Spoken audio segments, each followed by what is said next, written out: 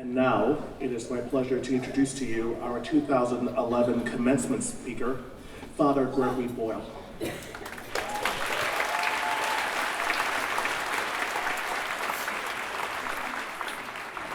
Father Gregory Boyle is the founder and chief executive officer of Homeboy Industries, which is recognized as the largest gang intervention and re-entry program in the United States of America.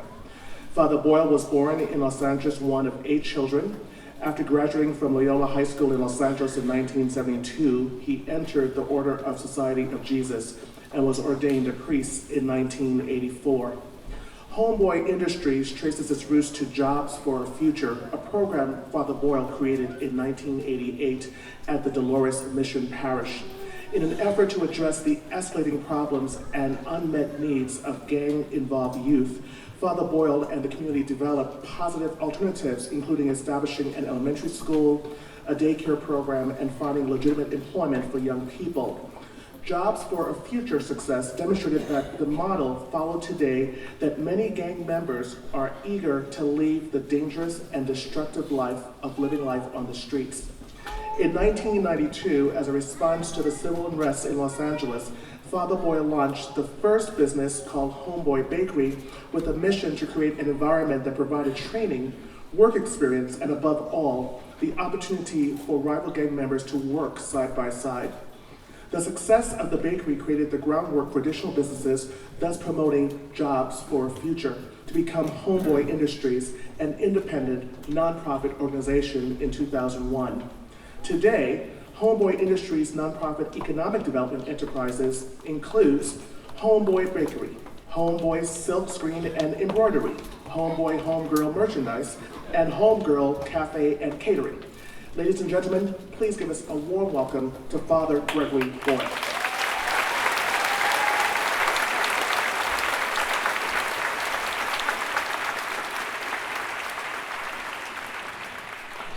Thank you, Dean Leiter, and the class of 2011. It's a privilege to be with you.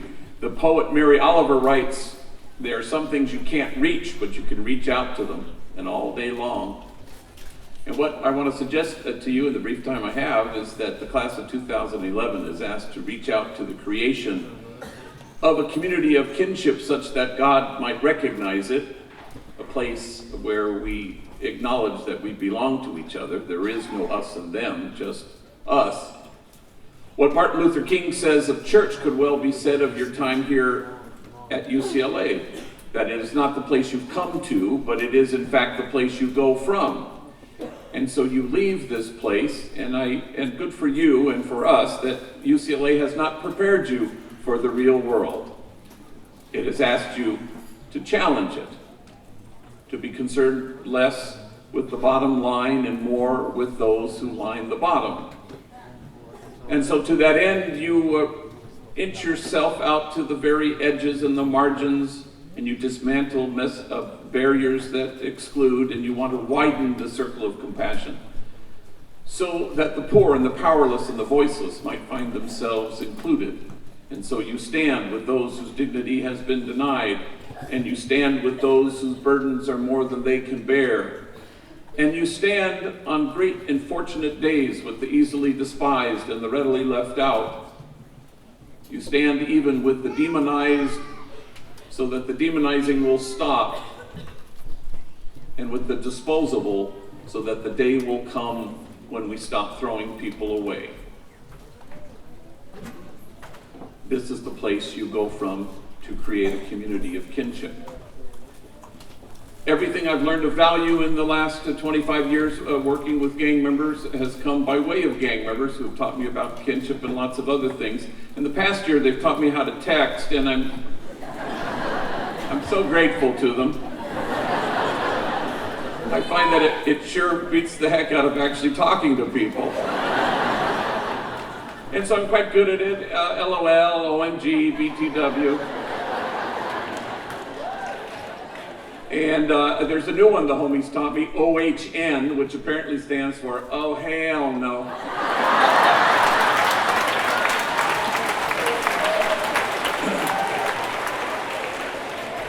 And I'm using that quite a bit lately. So there I am in a car with two homies, Manuel and Poncho, and we're driving to Palm Desert to speak at a high school. Older vatos who've been to prison and tattooed and worked for me. And Manuel's in the front seat, incoming, text comes in, he reads it, he chuckles. I say, what is it? He goes, oh, it's dumb, it's from Snoopy back at the office. Well, I'd just seen Snoopy 15 minutes before. He gave me a big abrazo as the day began, and Snoopy and Manuel work together in the clock-in room where they clock in hundreds and hundreds of gang members who work at Homeboy Industries. I said, what's it say? Oh, it's dumb. Hang on a second. Hey, dog, it's me, Snoops. Yeah, they got my ass locked up at county jail. They're charging me with being the ugliest vato in America. You have to come down right now, show them they got the wrong guy.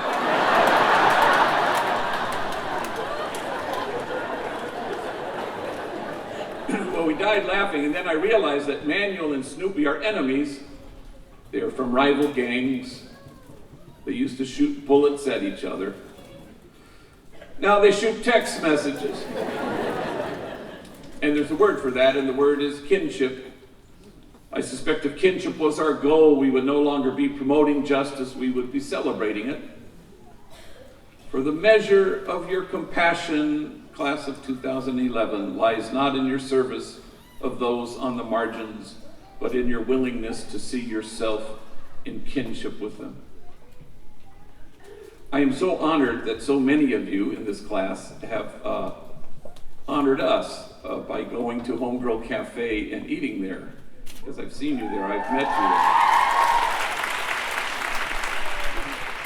you. And a visitor we had some months ago was Diane Keaton, the Oscar-winning movie star. She came for lunch with a regular who's there once a week. And her waitress this day is Glenda. And Glenda is a homegirl, been there, done that, been to prison, tattooed, a felon. She doesn't know who Diane Keaton is. So she's taking her order, and Diane Keaton says, what do you recommend? And Glenda rattles off the 3 platillos that she particularly likes. And Diane Keaton says, I'll have that second one, it sounds good. And then Glenda says, something dawns on her, and she looks at Diane Keaton and says, wait a minute, I feel like I know you from somewhere. Like maybe we've met before. And Diane Keaton deflects it humbly, oh gosh, I don't know, I suppose I have one of those faces that people think they've seen before. And then Glenda goes, no, now I know. We were locked up together.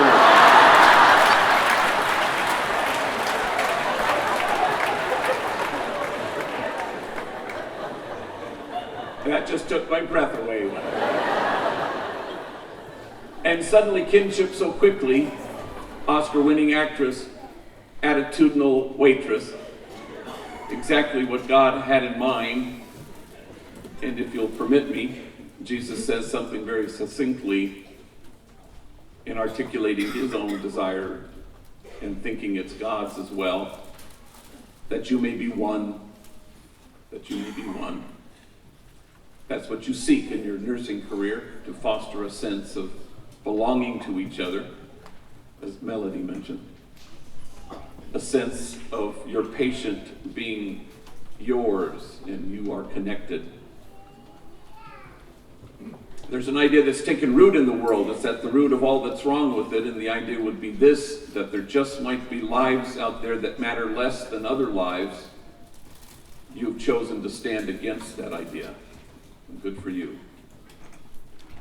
People ask me often about enemies working side by side with each other, and it's a little tense at first. The homies will want a job, and I'll say there's an opening in the bakery, but you have to work with X, Y, and Z, naming enemies, and they always say the same thing, I'll work with them, but I won't talk to them. It used to bother me in the early days until you discover, of course, that it's impossible for human beings to demonize people they know. You can't sustain it.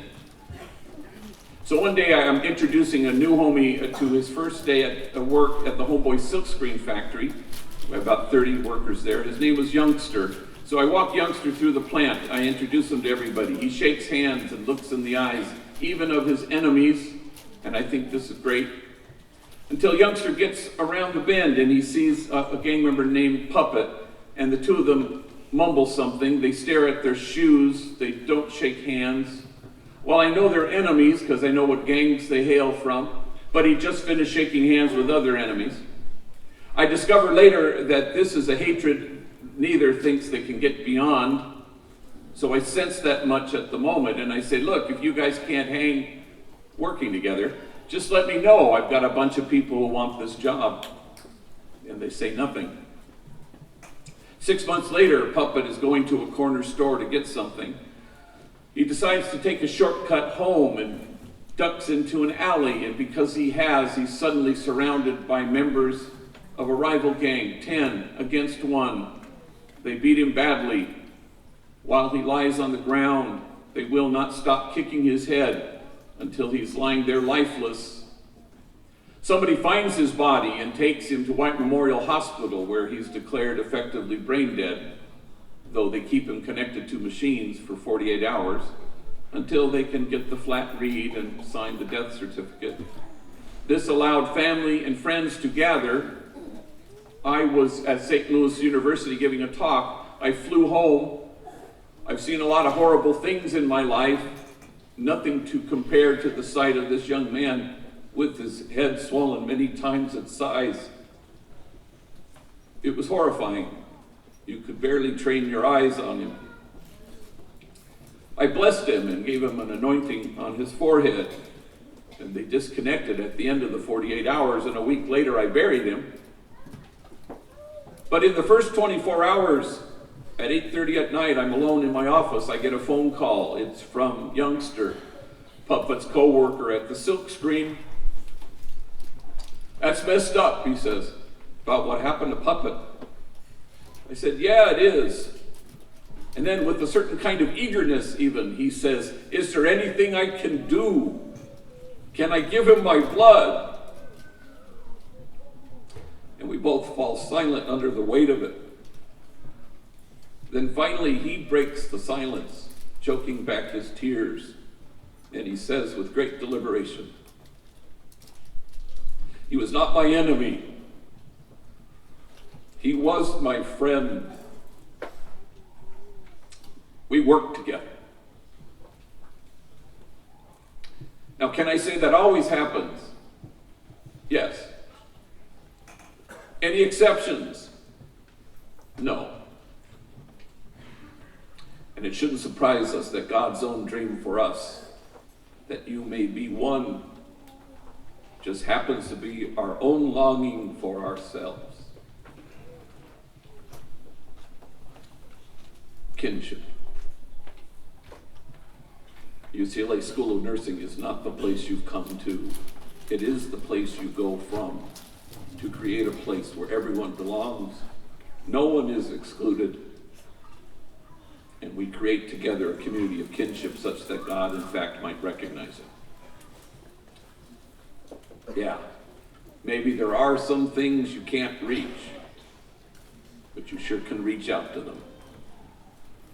And all day long. God bless you, class of 2011.